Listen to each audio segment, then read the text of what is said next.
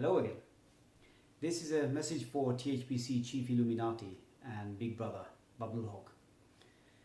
My therapy of speaking to people on Facebook would not be complete if I did not say something to you directly. Hopefully someone will pass on the message if you don't get to see this yourself.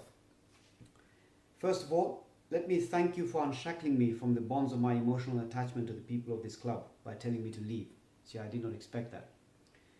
You see, I could never tell anyone to leave the club simply for speaking out or even insulting me, although I would tell them exactly how I felt.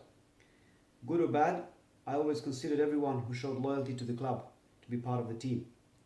Arguing, shouting and even fighting is normal behavior in a team, and people can move on from such situations, but it is not so easy when deception is involved. But your emotions and understandings are not like mine, are they? The freedom to speak is one of the most fundamental aspects of British life, and I will spend years trying to convince people to understand that. Those in the club who are accusing me of being the bad guy simply for speaking out are failing to live up to that understanding. I learned only recently that Shamim was part of your scam. Now that I know, it all fits in as to why you never said anything to him about his failures, for which I can regurgitate an endless list. It explains why he could ignore any management decision that affected him and no one said anything to him.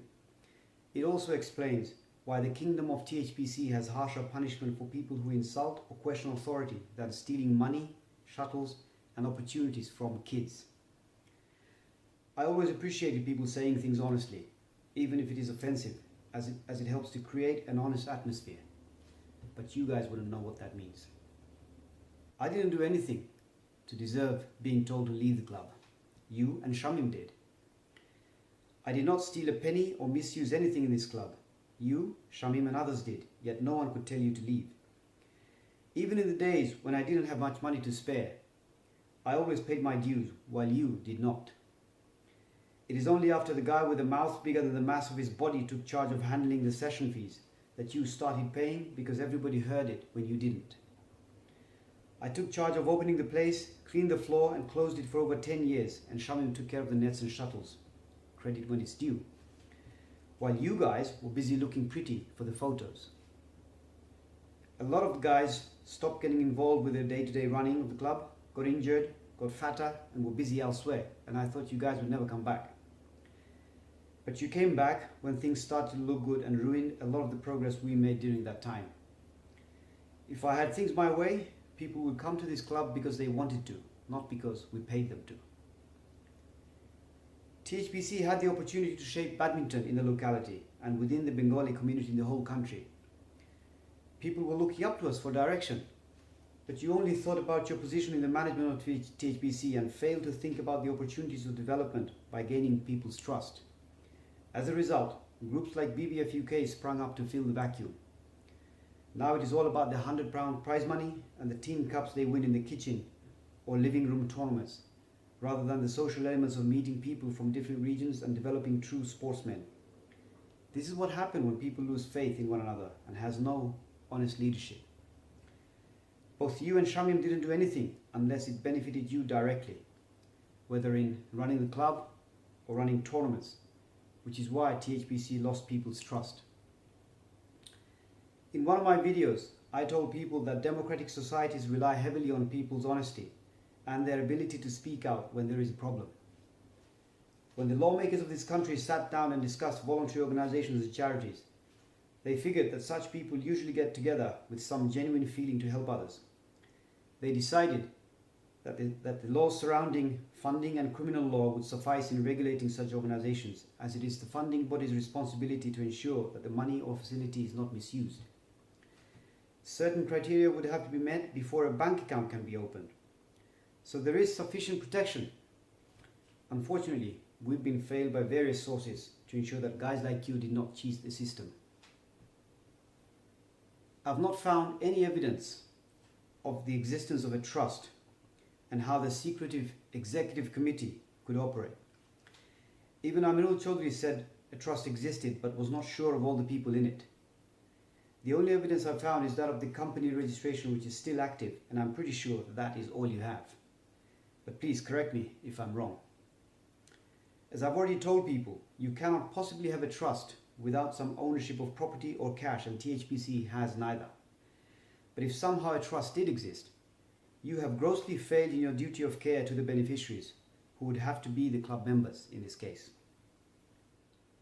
On the question of founding members, some people thought that by virtue of you being founding members, you can do what you like. Firstly, this is simply down to their lack of knowledge and not knowing what makes life in this country so much better than a country like Bangladesh, where people can do all sorts of things without proper basis and accountability. Founding members in a voluntary organization are generally treated with extra courtesy and nothing more. They do not become owners, which you have claimed to be the case on more than one occasion. Secondly, you are not the founding members. There was a group here before you guys, and you were left to run it when they left. Thirdly, every member of a voluntary organization has certain equality rights, usually entrenched into the Constitution. More importantly though, you do not lose your basic human rights, such as the freedom to speak, by becoming a member, and I don't remember signing up to a confidentiality agreement with you when I joined the club. You guys kept the Constitution a secret, so nobody knows what the rules of the club are and what the purpose of the AGM is. Also, when you guys decided to change the Constitution, you did not consult nor seek members' vote. As for the company registration, being a chairman means taking on the responsibilities of ensuring that things are done fairly and in accordance to the rules of the company, and not to become the boss of all or do whatever you feel like. You had a responsibility to let people know what the Constitution states. You and Shamim, being secretary, have failed in your submissions since you guys registered yourselves as directors in 2010. You have failed to tell people about the need to elect the directors and pretended you were a trust. You have failed to list members and pretended that you were the only people in the club. You have failed to hold proper meetings and keep meeting notes, and when you did, you never shared it with the attendees to validate it. And I could list a lot more. The corruptions of politics and religion are responsible for so much of the troubles we see around the world today, and sport is a great alternative. From what I've seen so far, both are responsible for ruining so much in Tower Hamlets for honest, hard-working people by allowing multitudes of organizations like THBC to create mistrust in the community and do things without accountability. And things must change. You have failed to live up to various moral and legal obligations. You're not much of a sportsman, as you don't know how to be a sport. True sportsmen know how to take a few punches, so to speak, even when some land below the belt. It doesn't take much for you to tell people to leave because you never had genuine feelings for anyone but yourself. Furthermore, you and Abidin Bhai are older than most of us and were supposed to influence us in being honest, fair and caring. But you chose to use that position to deceive us purely to retain the throne in management. So you're a fraud all around, big brother. Organization after organization in Tower Hamlets get into squabble over who should be chairman, secretary, etc., rather than what they do. So you're quite typical and not that special. You simply have less shame than others because your scams are so blatant. Most people start cheating over gold bars, so to speak.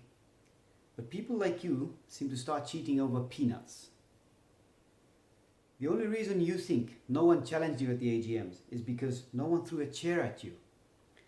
People have questioned the process of nominations and the existence of the upper chamber of your executive committee for years, but you guys simply ignored them. And one after another, people are joining your scam because they live by the idiom that if you cannot beat them, join them. Fortunately, I cannot think that way. Good people don't want to get into a fight with you. I'm an example of what happens when people challenge you. With proper management in place, a person like me would never have received this treatment.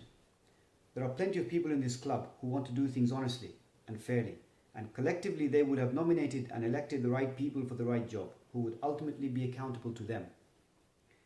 Shamim would certainly not be the vice chairman today and be in charge of the shuttles when he was the person who actually misused them some years ago. If I know enough about how your feeble minds work, you would have been busy approaching people to lie about so many things to protect you if something came out of my discussions. And a lot of the gullible people in the club would probably comply to your requests. For some reason, it does not take much for people to lie in this club. I have some advice for you guys. Do things properly and try not to lie in the first place, as one lie always leads to other lies, and before long you end up entangling other people in your lies and make them look bad. You think lying is the only way to do things? Good people do things without resorting to lying. Finally, I have a question for you. What would it take for you guys to accept that you have been wrong and step away from management and allow for a fair constitution to be implemented through a proper voting process that does not include those who colluded in your deception, so that no one ever has to go through guessing how things are done in THBC and endure unwarranted mistreatment? Up to now, all I've done is perform speech meditation by speaking to a few people on Facebook, and I really don't want to take this into 2016. If you had any decency, you would have resigned already, but I'm hoping you would still see sense and do the right thing. I hope to hear from you before the end of the year, as I used 2015 for sacrifices and 2016 is a brand new year. Who knows what it has to bring.